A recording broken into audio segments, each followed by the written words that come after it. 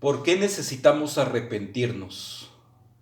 ¿Por qué hablar precisamente en esta hora o en este tiempo del arrepentimiento? Cuando precisamente estamos atravesando por una pandemia, estamos atravesando por problemas sociales, problemas económicos. ¿Por qué enfocarnos en el tema del arrepentimiento? En Lucas capítulo 13, versículo 13 encontramos una respuesta que Jesús nos brinda, que es: antes, si no os arrepentís, todos pereceréis igualmente. Esta fue la respuesta que Jesús le brindó a unos hombres que le contaban que habían unos galileos que habían muerto de una manera trágica. Y él les pregunta que si por la manera que habían muerto ellos lo consideraban más pecadores que otros. Pero delante de él todos somos pecadores. Y es que el pecado es una rebelión contra Dios. Creer que podemos hacer lo que nosotros querramos con nuestra vida. Usted recordará en más de algún momento que alguien ha dicho estas palabras: yo puedo hacer con mi vida lo que yo quiera, es mi vida. Si yo me emborracho, si yo cometo cualquier cosa, es mi vida, ¿verdad? Más de alguna vez lo hemos escuchado. Es como que si dijéramos, o que estas personas dijeran: Dios, no te metas con mi vida, es mi vida. Pero en realidad nuestra vida y todo lo que tenemos pertenece a Dios, y por ello debemos de dar cuentas a Él. Todo aquel pensamiento, toda aquella palabra, toda aquella actitud, aquella acción que es contra la revelación del carácter y la voluntad de Dios presentada en su palabra, es pecado. El pecado trae graves consecuencias, y consecuencias muy serias que a veces para nosotros es muy difícil concebir. Por nuestra mente limitada, por nuestra mente finita, no logramos visualizar el daño que el pecado hace en el hombre. Pero podríamos decir que básicamente el pecado nos separa de Dios. En conclusión, el pecado ha arruinado nuestra vida, la vida del hombre, ha arruinado nuestro cuerpo, nuestra alma, nuestro espíritu. El cuerpo queda totalmente arruinado cuando estamos expuestos a enfermedades, a dolencias e incluso a la muerte por consecuencia del pecado. Se ha desfigurado totalmente la imagen de Dios en nuestra alma a causa del pecado. Y la causa del pecado nos obliga a ser amantes del pecado antes que de las cosas de Dios. En conclusión, podríamos decir que el pecado nos ha abierto las puertas del infierno prácticamente. Algo muy tremendo.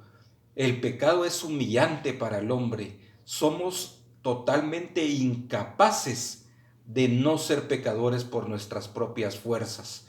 No tenemos la fuerza. ¿Se recuerda de usted de aquel joven que se presentó ante Jesús y le dijo: ¿qué haré para tener la vida eterna? Todos los mandamientos los he cumplido, los he guardado desde mi juventud. Pero cuando Jesús escudriñó su corazón y vio que había codicia en su corazón, que amaba más las riquezas que los mandamientos de Dios, quedó totalmente humillado. Como dice tres, Romanos 3 dice: no hay justo ni aun uno, no hay quien entienda, no hay quien busque a Dios. Todos se desviaron, a una se hicieron inútiles. No hay quien haga lo bueno, no hay ni siquiera uno. Sepulcro abierto es su garganta, con su lengua engañan, veneno de áspides hay debajo de sus labios. Su boca está llena de maldición y de amargura. Sus pies se apresuran para derramar sangre, y no conocieron camino de paz.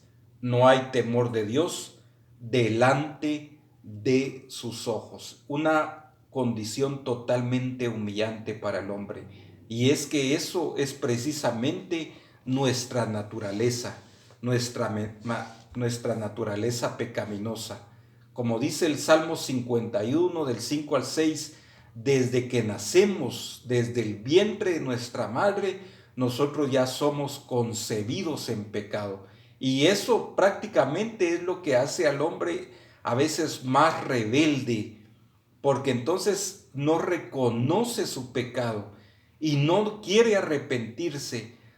Usted ha escuchado muchas veces cuando dice, ¿y de qué me tengo que arrepentir si no he hecho nada? Hay otros allá que pecan más que yo. Yo no tengo nada de que arrepentirme, porque prácticamente nacemos con la naturaleza pecaminosa. ¿Y qué sucede cuando queremos cambiar? ¿Qué sucede cuando entonces queremos acercarnos a Dios y arrepentirnos de nuestros pecados? Esa naturaleza lucha contra nosotros. En Romanos 7:19 encontramos al apóstol Pablo que luchaba igual que nosotros cuando dice, porque no hago el bien que quiero, sino el mal que no quiero, eso hago. Empieza a existir una lucha entre nosotros.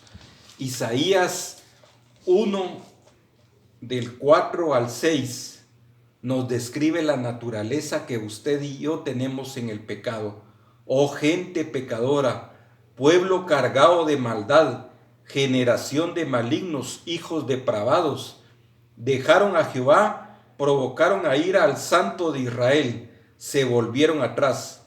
¿Por qué querréis ser castigados aún? ¿Todavía os rebelaréis? Toda cabeza está enferma y todo corazón doliente. Desde la planta del pie hasta la cabeza no hay en él cosa sana, sino herida, hinchazón y podrida llaga. No están curadas ni vendadas ni suavizadas con aceite. Esa es la condición del corazón pecaminoso del hombre. Pero hay una palabra más fuerte en el Salmo 73:22 que dice, con todo yo siempre estuve, tan torpe era yo que no entendía, era como una bestia delante de ti. Y es que esa es la realidad del hombre pecaminoso. No es nada agradable nuestra imagen delante de Dios cuando tenemos pecado en nuestro corazón. Ojalá escucháramos las palabras de Deuteronomio 32:29, cuando nos dice, ojalá fueran sabios que comprendiéramos esto y se dieran cuenta del fin que les espera. Es que ese es el primer paso para arrepentirnos, conocer nuestra situación. Y nuestra situación en este momento del hombre es de pecado.